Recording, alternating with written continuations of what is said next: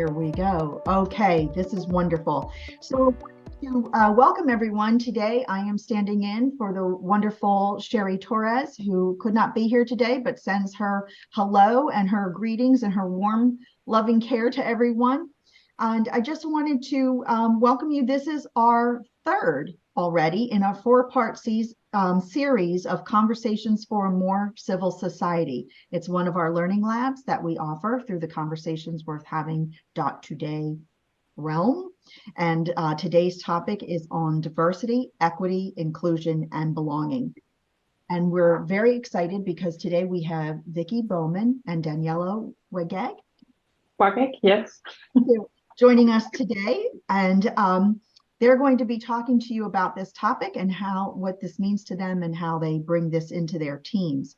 You'll also hear their stories and learn how you can use the two Conversations Worth Having practices in challenging situations related to diversity, equity, inclusion, and belonging.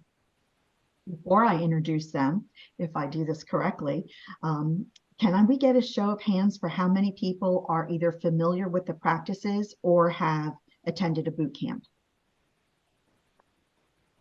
Perfect. Okay, great. Wonderful, wonderful. Thank you. So we are just going to start off then with a brief set of slides, and that way, just to make sure that everyone will know what Vickie and Daniela are going to be talking about. And this was the part that hopefully I do this correctly. And we will be seeing slides soon. And I hope you will let me know if you are seeing my slides. Excellent. Start that slideshow, and we still have people joining us, which is amazing. Okay, so this is our Fueling Diversity, Equity, Inclusion, and Belonging with Conversations Worth Having. And one of the questions that we always ask people, and if you'd like to just kind of shout it out or put it in the chat, of course, people have gone to the boot camp, might know this answer already. What percent of your waking hours do you believe are spent in conversation?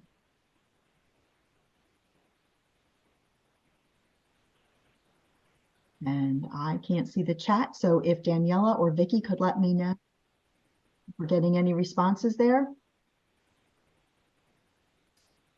We have 80%, 50%, 75%, 90%, 4%, 60%. Okay, thank you for that. So we spend better than 90% of our day in conversation. And if we think about these fish, like our conversations and our tank, if our conversations are positive and wonderful, then we are healthier and having better conversations. And that's how we thrive. So our words continue to ripple out. We are always influencing ourselves and those around us and that much larger system of people who are connected to us, stakeholders, clients, customers, family, right? However, friends, however you think about them. And the question is then, how can our conversations be very intentional, and how can we be very conscious of the fact that our conversations impact others? So at Conversations Worth Having, we have two steps that can help to make that happen. The first step is to tune in, to pause in a situation where you may feel like, oh, things are not quite going the way I want them to be going or the way I'd hope they'd be going. So you just pause, take a breath, and get curious. And you start to ask yourself some questions like, what else might be going on here? And then you can use the two simple practices of that generative question, what else might be going on here, and creating a positive frame. What do I want to have happen in this conversation? And then you come back to generative questions. How may I make that happen? What else do I need to know to make that happen? So those are the two steps in a nutshell that we use in Conversations Worth Having. And the important part of the generative questions, which I absolutely adore, Sherry and Jackie tell us that they widen our screen. They make the invisible visible, which is what I love, right? Because we may not know what's going on. They create shared understanding so that we're on the same page. They generate new knowledge about something that might be happening, and they can also inspire possibilities. So this is what we mean when we say with conversations worth having, we can really shift the tone and direction of our conversations. Oh, and there was more to this slide. So these are some of the examples of generative questions then that you could ask to achieve each of these outcomes.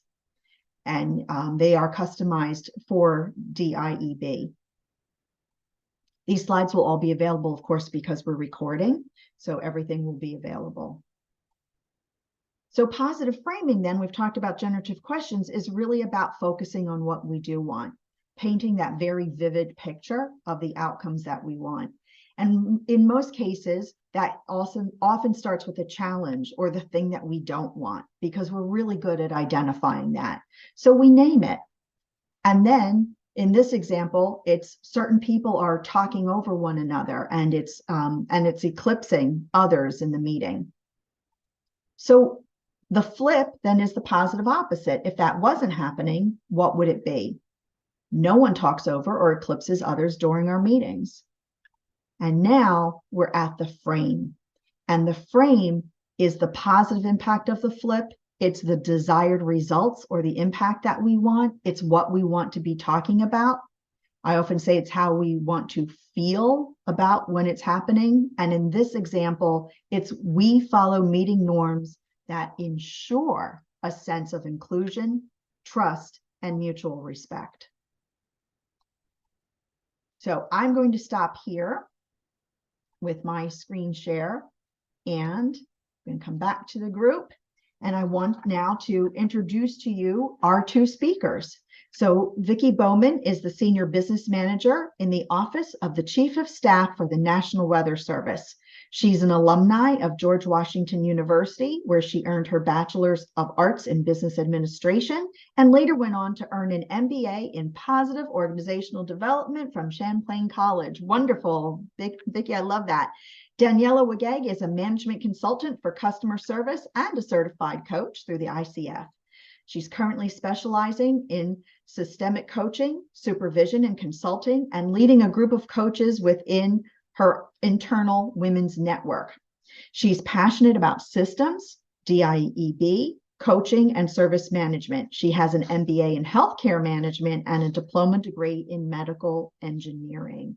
So we want to welcome both Vickie and Daniela today, and we're going to open up the conversations to them. So I don't know which of you would like to go first. Both and, right?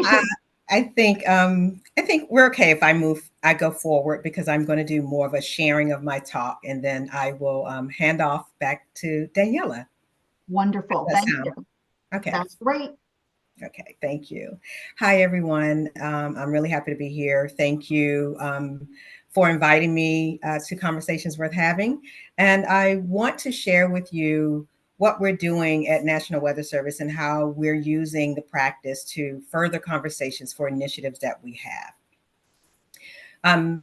Particularly our diversity, equity, and inclusion accessibility initiative, which is just removing the B for the A, but it all kind of comes in there together.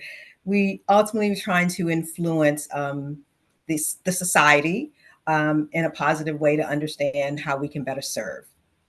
So our project right now is, one of the projects we have is refining our use of social media to further that DEIA initiative.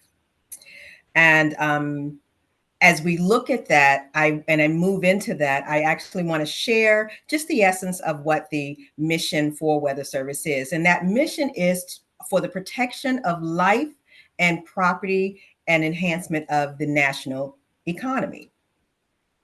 So we move forward with that as the essence of our mission and what we want to do with our weather forecasts and warnings. And we kind of think about that and all of the diverse communities. And one of the things we reminded of is what we learned in the pandemic, where we discovered that there were inequity in technology resources available to children in underserved communities. And that is something that surfaced as a barrier. And following that new awareness, In January 2021, President Biden instituted 2 executive orders to help the government ensure the goal of advancing diversity, equity, and inclusion. And we primarily want to transform the way we represent and serve our communities. That is what stems into what National Weather Service is doing right now, in terms of doing their part to influence, as we heard, to connect the whole, and that whole is the whole of the United States and all the communities and citizens within it. So what we're doing right now to try to do that is, as I said earlier, refine our social media outreach. So with that and applying the practice of conversations worth having, I'm going to give you an example of maybe one of our workshops that we've had in discussing this and how we do this. And we have enlisted a consultant that understands the algorithms for social media. So I'm going to move right into just a sample conversation and the tools and the framework that we're using. So let's start with what our problem is in the particular situation. And our problem is we are not reaching all citizens of the US with weather warning, evacuation, and other local safety information. When we take that, as Kelly just told us about, in terms of looking at flipping that and looking at the positive opposite for our desired results, what we will say is we are reaching all citizens of the US with weather warning, evacuation, and other local safety information. So now that we're looking at it from that perspective, we want to frame that. And the framing sounds a little like this. How can we ensure that all citizens' lives are safe and protected in an emergency weather event? So I want to note also that you see that frame also brings back into the mission and what our ultimate mission is, and how we kept that tied into the frame, but moving us forward. From that framing, we have a series of questions that would flow. And we would start with, who are we not reaching? Ultimately, we want to refine our outreach so that we can ensure everyone is being reached. But the question is, who are we not reaching? And so you kind of don't know what you don't know. So that leads us through a conversation of, well, who is that audience? Who makes up that audience? Where's that community? Where is it a rural area? Is it inner city and just a pocket of an area? So we have to identify who are we not reaching. The conversations then kind of evolve to, well, if we are not reaching citizens and we don't know how to reach them, what are some other ways we can reach them? And that then evolves to new questions. Well, what other organizations are in the community? Great idea. What might be in the community? Churches, other faith-based organizations, other local community impacts. That's right. So we have some other organizations that maybe they can give us an access to the individuals, to connect everyone. That's a way to connect with the individuals. So now the next question is, well, how do we identify these organizations? So that's where we come into working with the consultant, and we're asking, what tools can we use in social media to listen for where these type of audiences are in these kind of, I call them blackout areas where we're not showing a lot of social media feedback and engagement. So we then move that towards, well, let's move and think about the themes, what we want to put out there.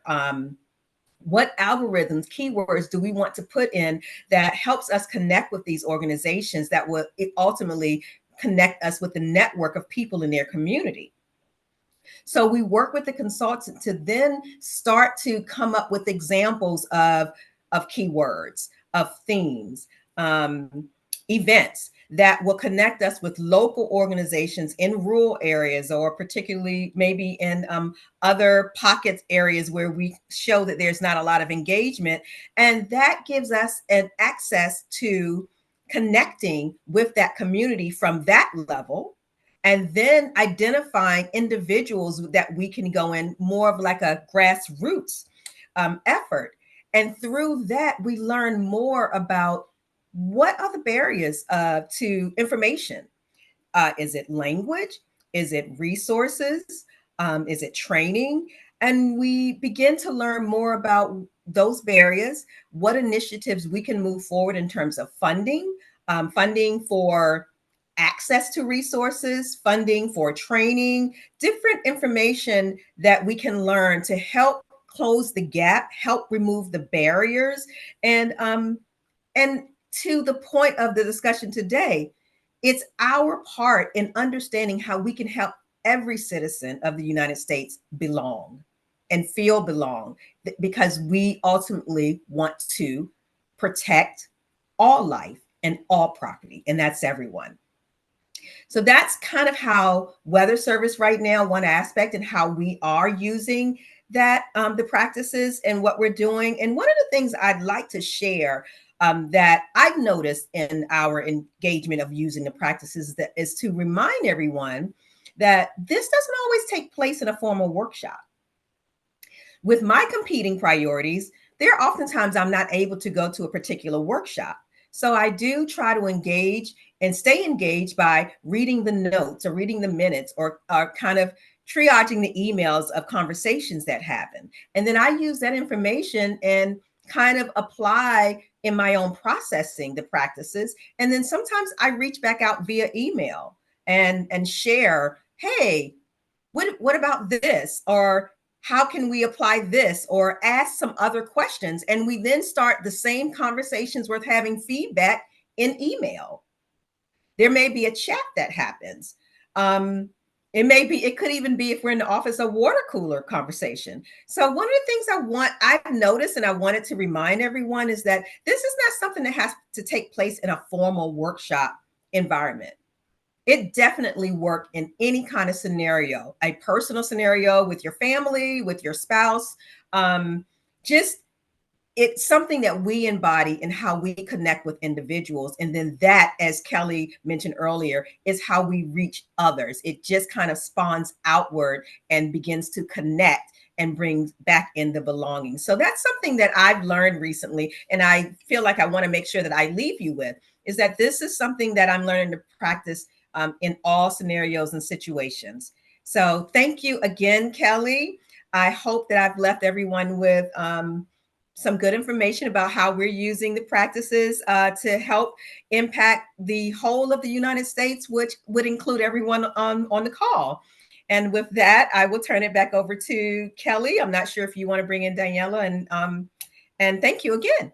Absolutely. Thank you, Vickie. You shared a lot of tips, and if you see me looking away, it's because I'm taking notes in real time so that we can add that and have that as all part of this recording. And you shared some really insightful tips for us, right? In making that connection and keeping the mission, right, in the frame. I really love that. That might not always be possible, but when it is, wow, that's delicious, right? So thank you for sharing all of your tips, Vickie, and how you're making this and creating the fertile ground for making this positive impact in the country. It's wonderful. So Daniela, what would you like to share with our group in the Learning Lab today? Yeah, thank you for this, and thank you, Vickie, for this, and to all of you, thank you for joining today. It's really a pleasure doing this talk, and I want to talk a little bit about how conversations worth having can help every individual. If you're affected by exclusion, discrimination, but also allies maybe, what impact it can create on you. And I would like to start first with a little bit also explaining what does it mean to be excluded? What does it mean to be in an environment where you cannot be yourself, where you are maybe experiencing discrimination? This very often is coming also with behaviors which is causing a lot of ambiguity, yeah, mixed signals. You are sometimes maybe included, sometimes you are excluded, and you don't really know why. Yesterday I was part of this, today I'm out. You might get mixed signals about who you are or your achievements. So like sometimes you are the hero, the next time there is no development of an opportunity because they think you can achieve anything. Yeah. So very extreme cases, but this is how discrimination works. It works with ambiguity, which is causing a lot of uncertainty, lack of clarity. It is confusing. And usually what happens if we get such signals, it's a lot of sense making involved. Yeah. So it's about, did I just hear this? Is this about me? But yesterday I was, today I'm not. Does this make sense? Is there something I did maybe to cause this? And all of this is incredibly draining, and it is a lot of emotional and cognitive work involved. Yeah. And this is then also really the stuff which holds us back. It erodes trust in ourselves, confidence in ourselves, trust in others, in institutions, in roles, isolation, and all these things. Now, and there is this saying, which is, I think, always very important to understand, is what is wired together fires together, which basically means that if you are in an environment like this, you are in constant alert, constantly stressed, constantly in conflict. So at some point, everything you see which somehow fits to a past experience, you might just put into the same bucket and you respond like this. Yeah.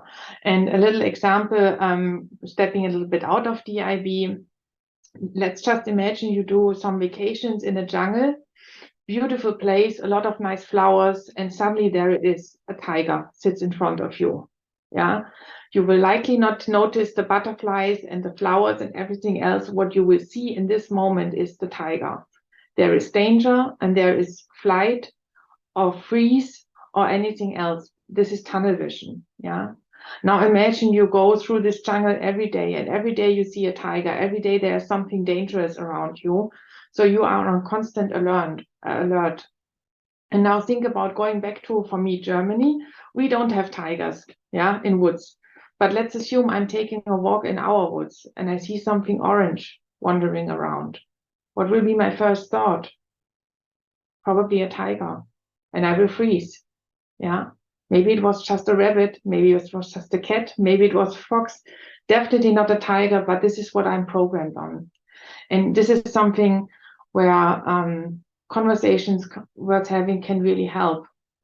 It's not about finding justifications or definitely dismissing it. It's about getting clarity, coming back to confusion, ambiguity, lack of clarity, uncertainty. It's about clarity about yourself, clarity about what are you thinking, what are your thoughts, what makes you feel respected, what are your learning strategies, what are your best strategies in conflicts, yeah.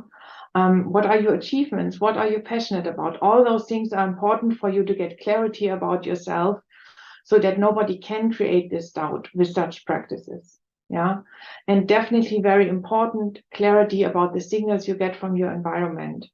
Setting boundaries. Setting boundaries can mean basically really go into a conversation and really convinced with this, you do not have power over me. Yeah. Boundary setting can also mean to say, I will have a conversation with somebody where I feel discriminated maybe 2-3 times, but then I also understand that it doesn't help anymore. Can also be setting boundaries. There's this stop buying milk at the hardware store, right? If you do the same thing again and again, and it doesn't lead to a success, it's time to go to a grocery store to get our milk. Yeah. So, and it's really about having empowered conversations. And because I saw this in the chat, yes, also with ourselves. Yeah, it's not just about conversations with others. And that's actually very, very important. Yeah, coming into a learner mindset, being curious about ourselves. And if we want to do something and it doesn't work out, or we didn't do it because we were too shy to do it, then let's just try it the next time. Think about, okay, what could have helped so that I really do it? Or what can I do better? What can I do differently? Come into this agile learner mindset. This is what this is about. And this is daily practice. And there are two, we already talked about 2 practices, tuning in and positive framing. Tuning in is really also about you. What makes this important to me? Yeah. How can I support here? What else could it be? What did I miss? Where could I communicate maybe a little bit clearer, more clear? Yeah. Positive framing is a lot about also going into this open mindset, and only when we are open, we can see. So like when you are in a conversation, sitting in chairs back to back, you don't see the room, you don't see the other person. Yeah. Feels a little bit awkward, I guess. So what will you probably do in this moment to see everything? You try to turn your chair around, sitting on it or standing up, turning your chair around. This is what you will likely do. You will probably not go to the other person, take the chair of the other person, turn this chair around, pretty heavy with somebody sitting on it, right? And then go back to your chair, or you turn your chair around. And then you hope that the other person is doing this as well by hearing that something is happening in this room. And this is what conversation worth having is doing. And sometimes the other person might only need to turn the chair around maybe 10%, maybe 20, maybe 30%. But every percentage you see more, you understand more, you get more clarity, means for you more empowerment, more positive energy left for other things, for your development, for staying focused in the presentation, because that's also very important. All those things usually lead to us, we are anxious, we are nervous, and we miss things, right? So every percentage you help somebody else turn the chair around by you seeing everything is a percentage which helps you. And this is like an onion. You peel an onion, you start with the most important layer, and every piece is helping you see more. And with everything you see more, it's getting easier and easier. Yeah, so this is how it works. And I want to share a couple of examples. The first one is about tuning in. I was in a meeting and two women wanted to say something, including me, and we were ignored.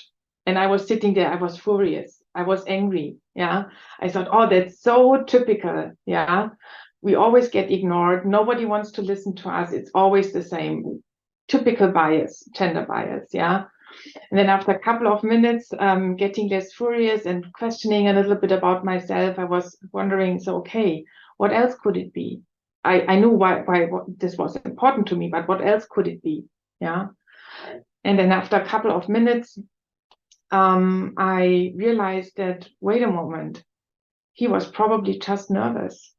Yeah. First time, tools, technique, content, audience, all this keeping in mind. And the only thing I had in mind was me. Yeah. So those are the little things where tuning in can really help. And now think about the two different mindsets present. Yeah. When you go into a conversation, which one would be probably more problematic? And in the other side, which mindset would be more helpful if you want to talk about this experience? Yeah.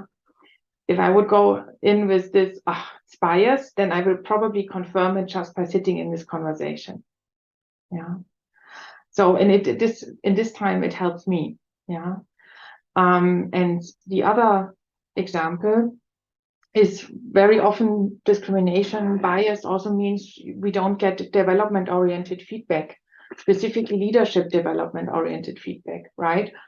So that's the problem. What would be the problem? The opposite. The opposite would be I'm getting the feedback I need to develop and to grow. And a positive frame could be constructive, appreciative feedback conversation and fostering a healthy relationship with my supervisor. No.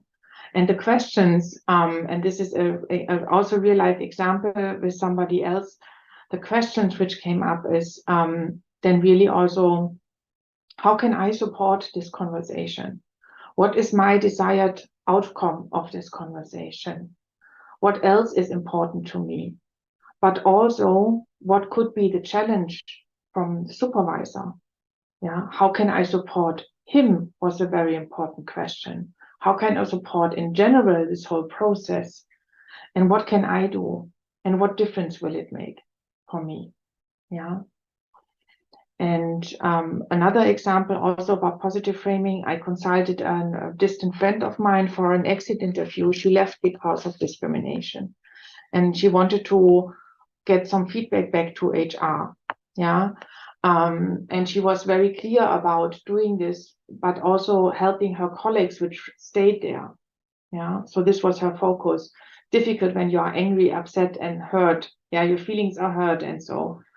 And the positive frame we came up with was then this really create a positive impact for her colleagues and positive change together with HR. That's the kind of mindset she went into this. Yeah.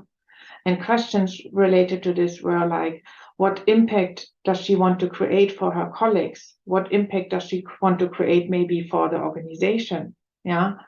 And what is really important to her, but also what could be important for her colleagues and for HR? And what support does she need to stay in this mindset during this conversation? Yeah. And this is unbelievably powerful. I'm not sure how many times I use positive framing for myself. Yeah. Difficult conversations, interview preparation, presentations, whatever it is, I always did this positive framing. It's almost like an auto mode in the meantime. And for me, it's tuning in and positive framing are the most powerful tools which supported me most, just for myself, not even by working with others, just for myself. Yeah. And all about this, there's a quote from Susan David, from a TED talk from her, which I think puts it together very well. I see you, and by seeing you, I bring you into being. Yeah. And this is valid for yourself, and this is also important for others. And when we create a safe space for others with conversations worth having, we create a safe space for us, and vice versa. Yeah. And safe space means learning, understanding, reflection, and giving somebody the space to change. And it works. It really works for allies, to create allies, and also as an ally, it works. Yeah, on all levels. Thank you for this. Thank you for listening. Thank you, Daniela. That was wonderful. I love the quote. I loved the visual imagery that you gave us in the chair example and with the tiger. I think that was just very powerful. So I thank you for that. Again, I try to capture as many of these tips as I can so that we've got them going forward. But I also wanted to know, and I agree with you. I wanted to say that too. I agree that the conversations that we have with ourselves, that inner dialogue is so important. That's where it starts. And for framing, when people ask me and they're trying to get started, how do you start on framing? One of the frames that, when you think about what you really want and you feel really good about that, and then it's like, well, what's a generative question I can ask to try to start to achieve that frame? I generally start with, because I've used it for myself and it's been super helpful. How good could this get? Right? How good could it get? Right? And that's something then that just kind of wakes up my brain into thinking now the next generative question is a little bit easier because I'm already starting to imagine how good could it get? Well, this person, might open their arms to me metaphorically. Oh, okay. How might I achieve that? And what do I need to know? What assumptions? And it all just starts to come from there. But it is a practice, which is why we call them 2 practices. It is a practice and a habit that I think to get into. So thank you very much for that. And then I don't want to put you and Vickie on the spot. However, was there an example or role-playing scenario that you might want to share with everyone? Yeah, absolutely. And but before we start this, if somebody has questions, put it into the chat. Yeah, yes. Please. Absolutely. Thank you for that. Okay, Daniela, I think I will be the client, you'll be the coach, okay? All righty. So hi, Daniela, can you have a moment so I can talk to you about a problem I'm having? Absolutely, what's up? I am the only woman on my team, and I noticed that whenever we're in a meeting with the team, I never get an opportunity to say what I'm thinking. Someone's always talking over me. I don't get a chance to express my feelings, which I think can, or my thoughts, ideas. And I've been thinking about speaking with my supervisor about it, but I'm not sure. So I wanted to get your thoughts. So how can I support you with this right now? I think it's the way I'm feeling. I'm not sure if I reach out to my supervisor, if I'm going to seem as if I'm whining, and I'm not professionally mature enough. Does it look like I just don't know how to speak up? I think I'm probably concerned about how it will look to my supervisor. And I just want to have to ensure that I have room to be able to offer my ideas in a meeting. How do you want to leave this conversation with your supervisors? What do you want to feel when this conversation is over? Good question. I think I want to feel like I'm heard. And I want to feel like there's a place for what I have to offer and that it's considered. And I just want him to know that I could use his help in creating that space, maybe. But I'm still concerned that it might look like I'm whining. Yeah. So what makes it so important to you?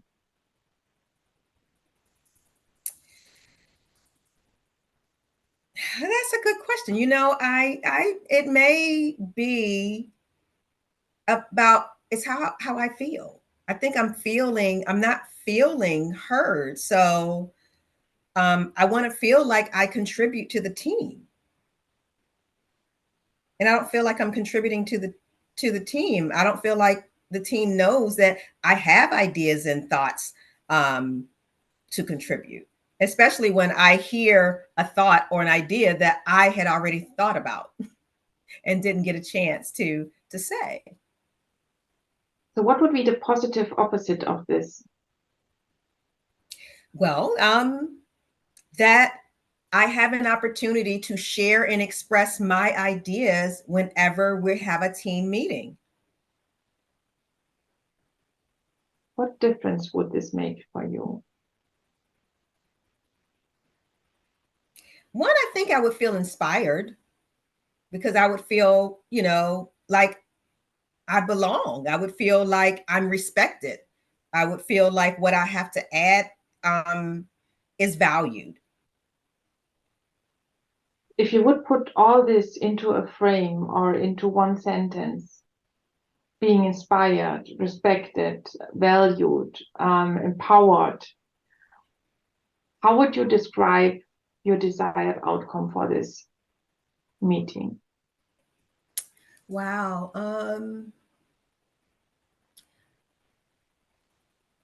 The desired outcome is I would leave with my supervisor understanding that I had value to offer. But as I say that now, Daniela, I think about it and I am like, am I valuing what I have to offer? As you asked that question. So now I'm thinking, am I valuing what I have to offer?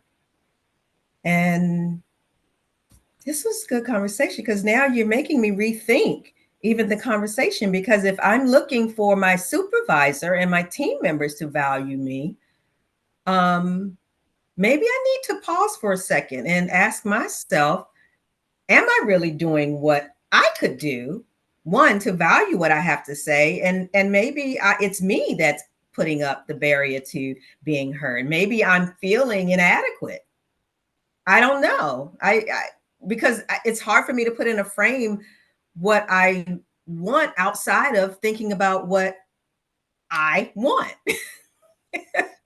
And so I guess I'm wanting the team to think about me, but now you're making me think, am I thinking about the team?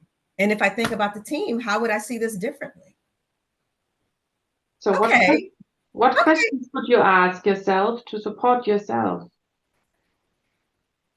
Well, Vickie, why don't you speak up when you have your idea? Like, what's in the way? Is there something really in the way, or is it you? Mm-hmm. That probably would be the first question, because now you're making me think about meetings and wonder, like, well, why didn't I say anything? Did someone really get in the way of that, or did I just not say something because I felt a certain way? Well, now, Daniela, I don't know if I want to have the meeting. I feel like I need to think about it some more. But this was really good to help me really kind of turn things on its head in terms of how I was feeling and whether or not there's a role that I'm playing in that. Thank you. Thank you. Yeah. I'll think about it some more and I'll come back if I need to talk about it some more. How about that? Yes, absolutely. Thank you. Thank you for your great insight. I appreciate that. You're welcome.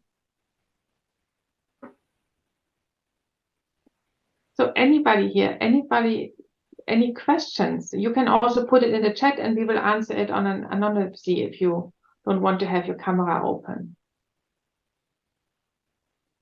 I always wonder at times like this too, in addition to the questions, what resonated most with you today? Is what would be the thing that you really feel like, oh, this is what I'm taking away from today's conversation, if you can even narrow it down to one thing.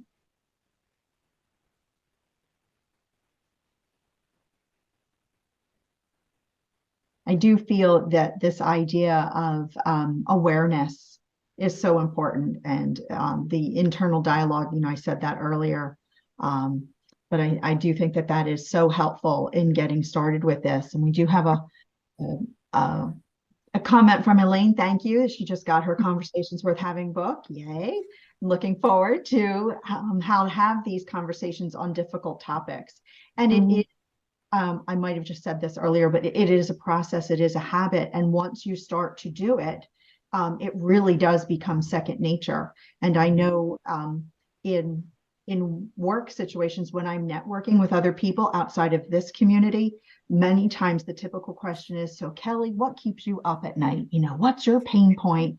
And what I find now is my answer is typically nothing. And it's not because I don't have challenges. It's because I'm getting so much better at using these practices, flipping it, framing it, getting into my own questions, that things do not seem as challenging to me, that the things are not keeping me up with, because I have these tools, which I think is remarkable. And I wish that for all of us on this call, everywhere, and the whole ecosystem, because it really does start to help you see things differently and take a path forward. Vickie, you have a question? Actually, I just wanted to follow up on what you were saying in terms of using this as a practice and it becoming a practice, just like we talk about a yoga practice or a practice of the way we have conversations, that I've started to notice with my colleagues. I'm sought out for conversations because I think you really seem to ask good questions. Or I'll see where conversations within meetings where I've applied the practice starts to change even without me. So I really get excited when I see that, because then I see how the practice itself is impacting others just from regular conversation and changing how they might ask a question. I had someone come to me after a session we had, and they said, I use that in my next meeting, and this is one of the most challenging clients. And it worked. And so she said, she was just so excited. She said, I never can get a chance to kind of move through. It's just always so challenging to move it forward. She said, and it worked. And I said, yes. I said, you just continue to have that conversation. So I just want to say that connecting it as a practice that we use, it really can become contagious, because if we practice that in our conversations, I think it rubs off on others as well. The positive contagion. Love that, Vickie. And we also have a question here from Elaine, and she's talking about in Canada, they ignore the social class and particularly avoid conversations about poverty, discrimination, and how might she be able to make these conversations worth having? So Vickie, Daniela, do you have some initial thoughts you might want to share? Yeah. So like it fits very well on what you just shared. One of my training participants once said, that's like learning a new language. Yeah. And I said, yes, you're correct. And like every language is, if you start learning a new language, you don't go and have the most difficult business conversations right away. Yeah, you get familiar. Maybe you read some English books or some different books. Maybe you watch some movies. You talk to yourself, whatever it is. And the same is with conversations worth having. I always say, and there are many, many other reasons why something can be difficult or challenging to apply: the environment, the size of the problem, whatever it is. Practice with yourself. Yeah, practice, practice, practice every occasion, and then start slowly expand your circle a little bit. Maybe you have some buddies. I had some conversations with having buddies, where I can train and fail safely. Yeah, practice with some people where you feel safe, environments where you feel safe, and then slowly expand. And up until this point where you have the feeling this is natural. Yeah. Don't go right away in the most difficult conversation with it, but there's always somebody where you can practice it, or maybe even try it out for different topics. That would be my tip for this. Yeah. And I would add, thanks, Daniela. And I would add to that, kind of pulling the thread some more on that is understanding who the audience is that you want to have the conversations with. Using myself as an example, I am a business manager in an agency full of scientists. So I had to learn how to re-engineer my language of connection to resonate with scientists and understanding how they think. And after a while working with a certain group of people, and you learn more about how they think, their language, you learn to kind of connect with them in how they see things. So I would say whoever it doesn't have to be a group, but just maybe an individual, but understanding what resonates with them, what inspires them, what gets their attention. And I'm going to bring in another part of the practice is then we can shift the conversation in terms of the framing. The framing connects what they resonate with to where you want to shift it in. Could start with understanding what resonates with the audience, the person, whoever that might be that you're talking to. And then you can kind of develop a strategy of conversation on how to have those conversations worth having. Hopefully that's helpful. It's something that I've used where I am. Absolutely. And also, I will add to that, Elaine, as you're thinking in that internal dialogue space, it might be helpful to recall if there have been times when you've had other types of conversations with people that have been challenging. When have those been successful? And kind of what made those things successful? Was it the atmosphere? Was it the number of people? Just kind of reflect on when have other difficult conversations gone well, and how might you bring some of that into the next conversation or the conversations that you want to start having. Mm-hmm. And to add to this, I think one of the very important things you can use this for is really to understand, where do you feel safe? As important as it is to understand where you might face some difficulties, as important it is to understand, when do I feel safe? Where am I at my best? You can very often understand by getting clarity about the strategies you use, how you're doing things, and then transfer this slowly into areas where you don't feel safe and make them safe for you. Yeah. 100%.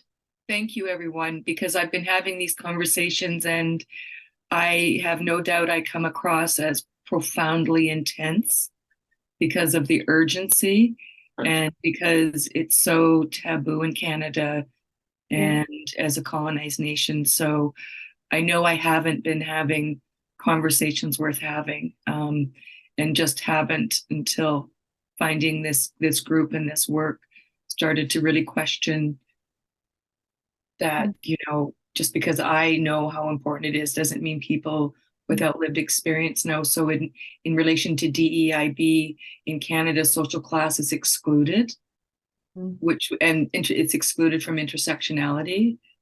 Don't tell Kimberly Crenshaw.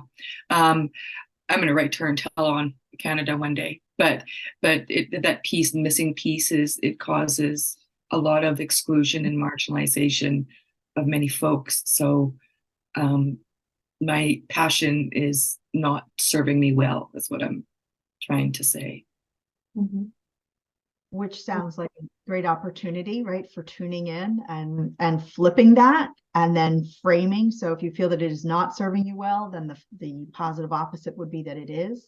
Right. And then creating that frame of the thing that you really want. and painting that really vivid picture of what does that look like in the frame? How does that make you feel? What would you be seeing and hearing from others? You mentioned, you might feel like you're coming off a little bit as intense, but you're not, right? People are welcoming your approach, right? All of those things that will be very specific to your frame in helping you to move forward with this. Thank you, everybody. I really appreciate it. Absolutely. Welcome.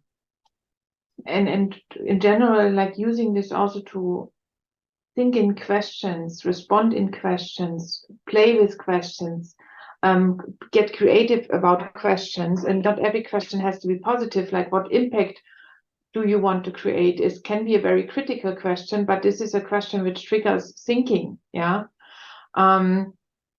So this can sometimes be less direct, depending, questions might be perceived as less direct.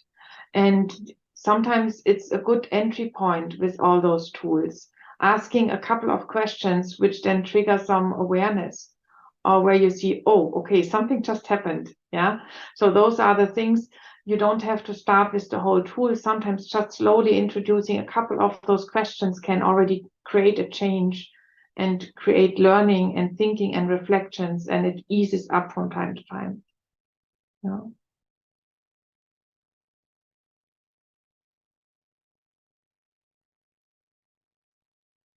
Any other questions or comments to share?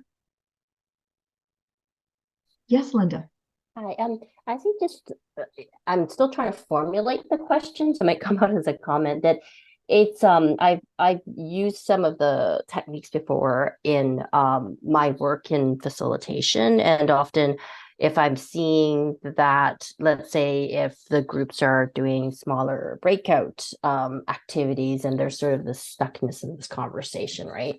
So even as I was listening to Elaine and just sort of what she was discussing around when she's talking to other people, is like the passion may come out and might be then received in sort of a manner where the conversation gets halted somehow, right?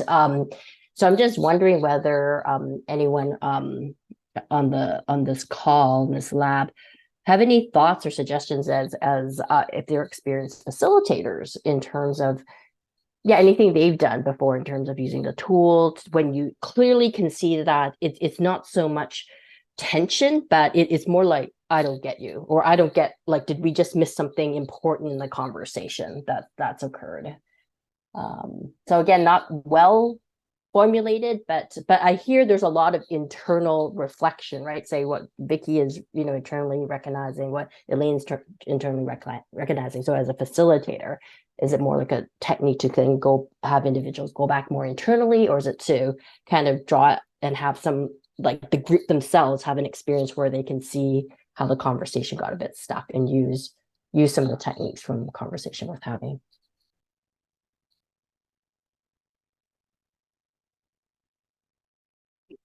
Great question. I don't know if Daniela or Vickie would like to offer some thoughts on that. I suspect it might be a bit of a both and scenario. Yeah. I think it's both and. It's a tuning in, reflection for yourself, and it's just like what am I missing, for example? What can I explain differently? What can I show differently? And not everybody's responding to the same information in the same way. It's just how we are programmed, right? And but then also just ask. And I think everybody knows the situations where nothing is happening and you have a silent room in front of you.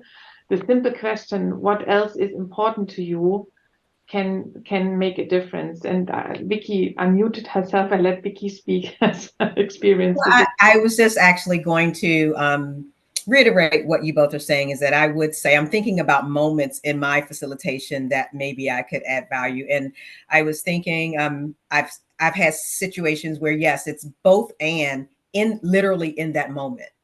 And that both and was really from being really tuned in and aware of myself and the room. And sometimes that meant me stepping away from the agenda to make sure that I can reach that and connect. And then I may, in my facilitation, if you will, I will make up that space. But if I recognize that something is important for us, for the room to understand, in order for us to be successful as we move forward, it is a recognizing that and having to assess in that moment, do I kind of take a moment here and I go to the parking lot, not parking lot in the way we typically use parking lots in facilitation, but like take a moment to I'm going to say rest stop. Go to the rest stop and kind of take a moment and see where we need to get everyone in the same vehicle, on the same caravan, and then we can get back on track, if you will. So it's that really being fully aware of the room and myself, and understanding that I need to go to the rest stop real quick here, because I want us to continue following along the way. So I don't know if that helps, but that's something that I've experienced and kind of how I remember moving forward on that. Is that helpful for you, Linda? Yeah, thank you. It does give me, I think, a further things to consider, and it's also just the nuance of, and Vickie, I love your analogy of that rest stop and checking in so that everyone can get in the same vehicle. So I think what I'm also trying to tease out is the belonging piece, because if there's some people are like, I'm not getting into that vehicle, like no way, right? Then there's other things I think I can do as a facilitator, but I think really in the subject of this DEIB and belonging piece was what I was trying to see, whether there was anything else more nuanced I can pick up, or any other tools, because as a facilitator I can read the room, I have the techniques to bring people on board, but I often tap into the appreciative inquiry rules of like value everyone in the room, everyone has an equal voice, which works really well. But if there's particularly certain subject matters, like say for instance Elaine's talking about like poverty, discrimination is not being totally recognized, right? Then how, as a facilitator, if I was in that situation, really honor what she's saying, but also realize that there is maybe the gaps in the room. So I think it's just a little bit more nuanced, but I think what people have shared have definitely helped. So thank you. Wonderful. Thank you. Thank you for asking. And so I'm cognizant of our time. I just wanted to quickly, if you have a minute, I will just go over the tips. And before I even do that, I want to thank everyone who's joined us today and for staying with us and for sharing and being part of the Learning Lab. I hope it was very helpful to you. I want to thank Daniela and Vickie for sharing their expertise with us and their insights, which is a great segue to showing you some of the tips that I captured. And these will also be part of the recording, but when framing, you might want to keep the organization's mission in mind when framing what the mission might look, framing what the future might look like. Name it, flip it, frame it doesn't always take place in a formal workshop. It's really about the connection that we're making with people. Conversations worth having can help give you clarity about yourself and what you're thinking, what makes you feel respected, what are your learning strategies, what are you passionate about, and to reduce the possibility that you feel less. And Daniela kind of paraphrased that, so I hope that captures it the way you intended. Positive framing helps you see others also and can provide valuable feed forward for others, as in the example of the exit interview where someone wanted to share this her thoughts for her colleagues. And when we create a safe space for ourselves with conversations worth having, we create a safe space for others to have their own awareness, which is just beautiful. And conversations worth having is a daily practice, and it impacts others in regular conversations, our everyday simple conversations. So again, I want to thank everyone for joining us. If you are interested, we have some upcoming training and events. Actually, I think the 2023 events are over, but we will be posting the 2024 very soon, but they could be on our website at cwh.today. We've got some boot camps coming up. We have the card game. If you haven't tried that already, that's fabulous. It gives you a lot of practice around asking generative questions and framing. So that's what we have done today on our Learning Lab. I do hope that it was wonderfully helpful to you. I hope in some way I have filled Sherry's shoes, and I hope to see you all back again. I do not know. Let me see if I have the date. Aha, the fourth one in our series this year is Growing Sustainable and Net Positive Organizations. And that will be on November 16th from 9 to 10 a.m. Eastern. So this is how you might inspire conversations to support sustainability and flourishing in your community and organization. Bring your questions and ideas as we engage in conversations worth having about these important and emerging ways of reinventing organizations. So on that inspiring thought, I will stop the recording and say thank you to everyone. Thank you very much.